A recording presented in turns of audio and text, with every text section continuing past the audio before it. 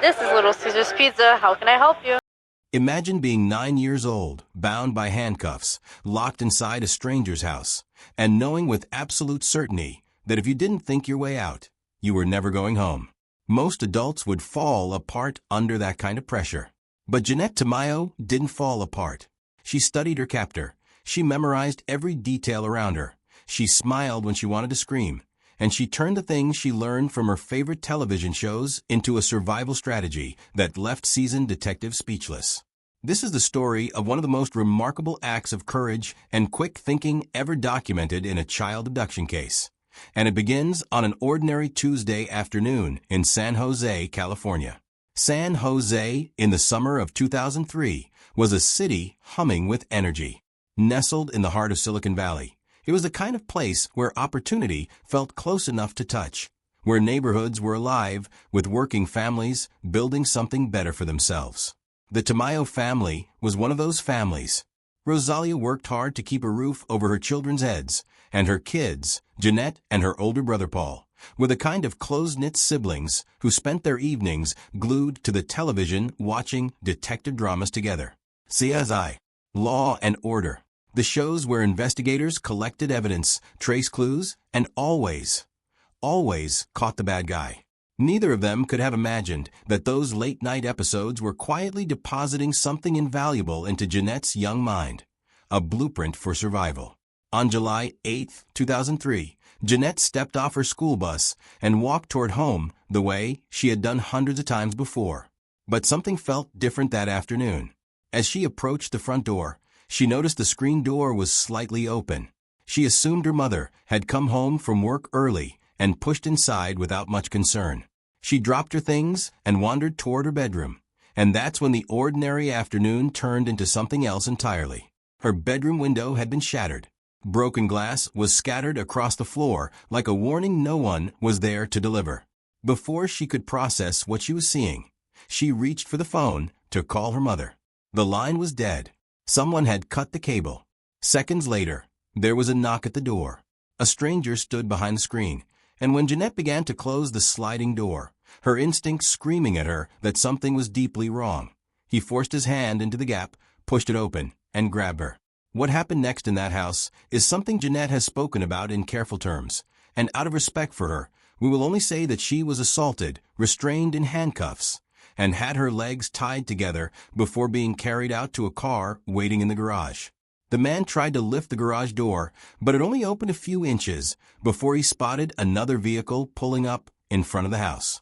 It was Rosalia and Paul returning home. Jeannette, from the back seat of her captor's car, saw her brother Paul crawl toward the garage opening. She told him to run, but Paul, 15 years old and burning with protective instinct, grabbed a screwdriver from the counter and charged at the man instead. He didn't stand a chance physically, but he didn't hesitate for a second. The man disarmed him and struck him repeatedly, then dragged him back inside the house where Rosalia had just entered. She fought back too, successfully pulling the man away from Paul until the attacker snatched the frying pan Paul had grabbed from the kitchen cabinet and used it against Rosalia, hitting her again and again until she collapsed. From the car, Jeannette heard her mother's screams fall into silence. Then she saw the man come rushing back into the garage, his face smeared with blood. She asked him, barely above a whisper, if he had killed them. He just laughed.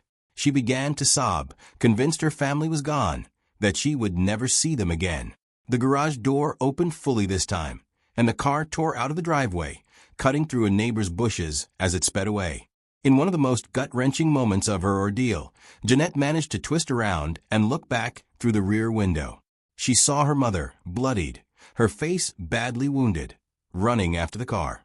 Behind Rosalia, Paul was limping toward a group of bystanders, waving his arms and screaming for someone to call the police. They were alive. They were hurt, but they were alive. And that one small mercy carried Jeannette through what came next. As the car moved through the streets, Jeannette did something extraordinary for a 9-year-old in the grip of terror. She paid attention. She tracked every turn the vehicle made. Left, right, the shapes of buildings, the texture of streets. She filed it all away with a quiet, methodical focus that her kidnappers could not have anticipated. When the car eventually pulled into the garage of a large white house, she continued to take mental notes. He brought her inside, up to the second floor, and unlocked a small room containing a bed, a television, a little window, and a bathroom. This would be her world for the next several days. Back in San Jose, the police response was immediate. Detective Heather Randall was assigned to the case and arrived at the Tamayo home to find a crime scene marked by significant violence. There was blood in the kitchen. There was blood in the garage. Randall immediately feared some of it might belong to Jeannette. Forensic teams combed the property, while bloodhound handlers were brought in to begin a search. But the trail went cold quickly.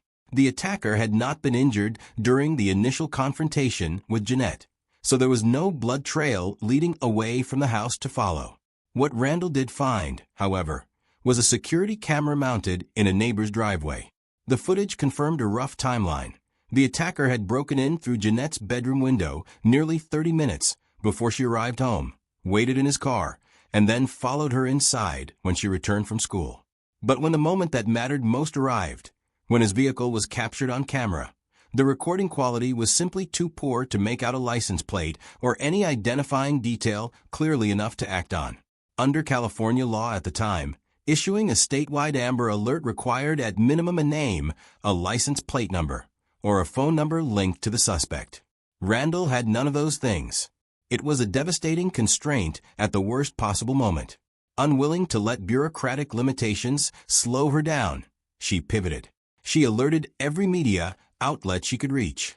She coordinated with her department to get helicopters in the air over San Jose with loudspeakers broadcasting Jeannette's name.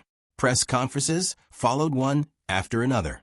Flyers with Jeannette's photograph were distributed throughout the city. Randall was determined that every single person in San Jose would know that little girl's name and face, even without the formal alert system working in her favor.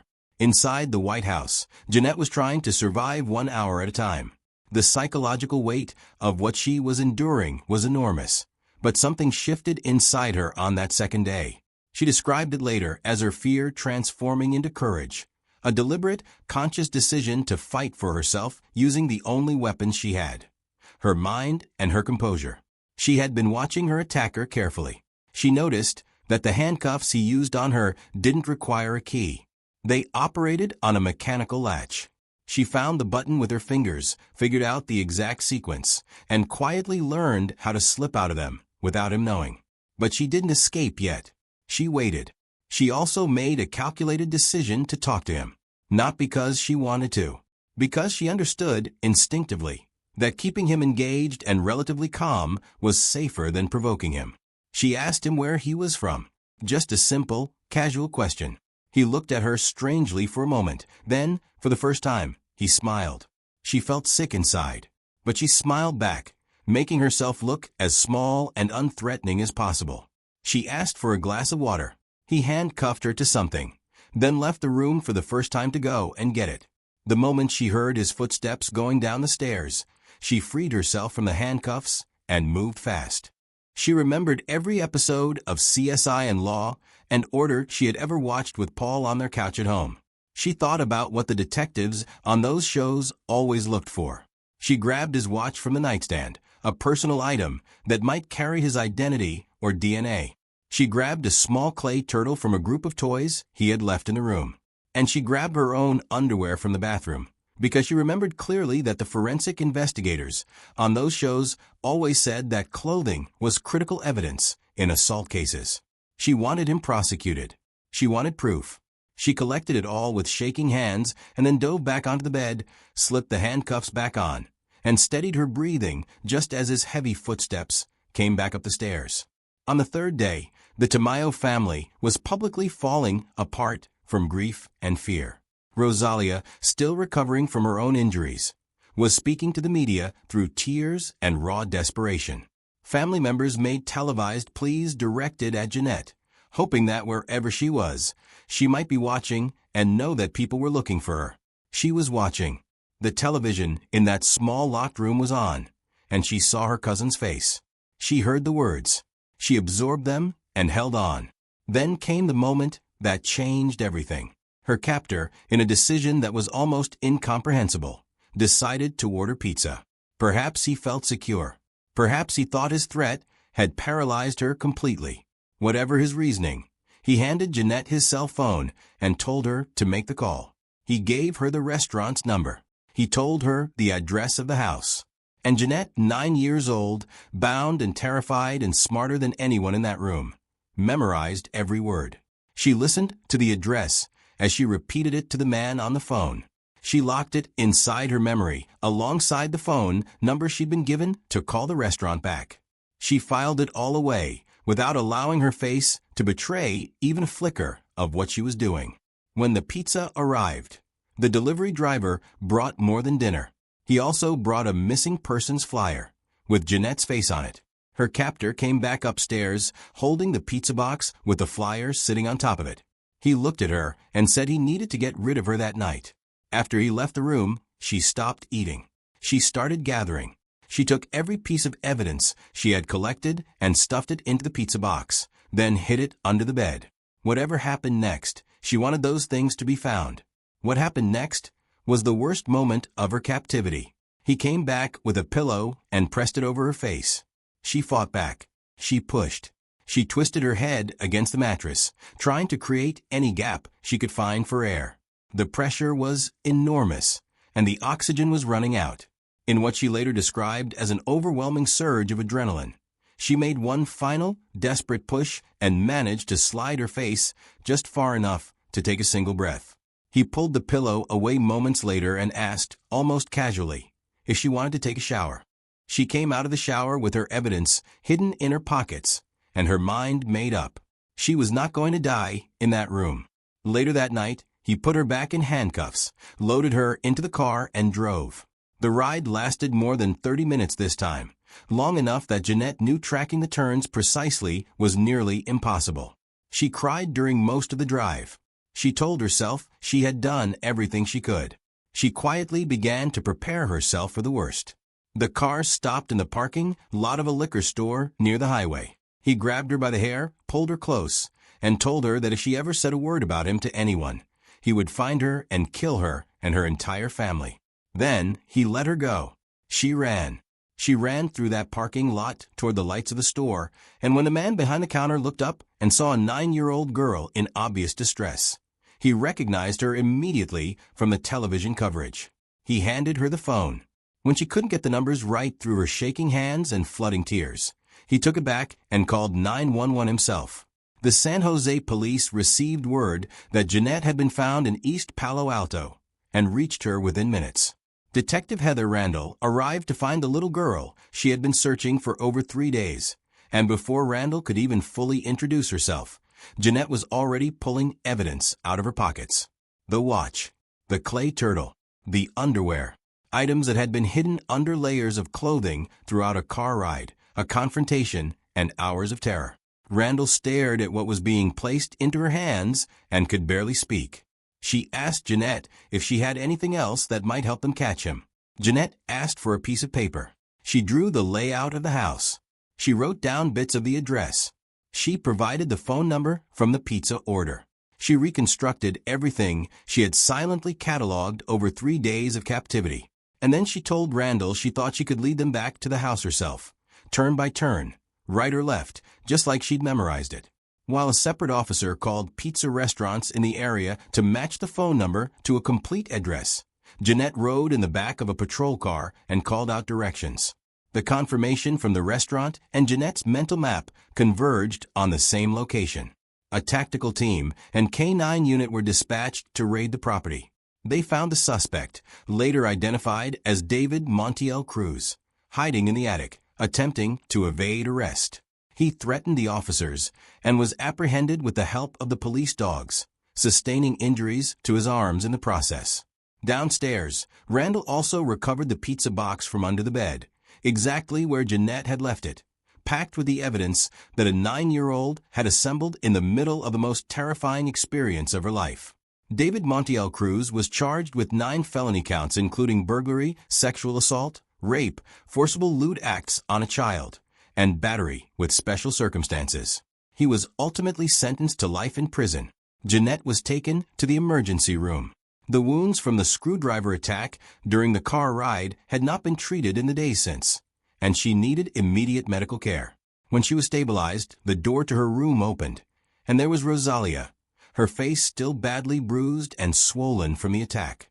Jeannette looked at her mother and said, "You're hurt." After everything she had survived, her first thought was for someone else. The years that followed were not easy.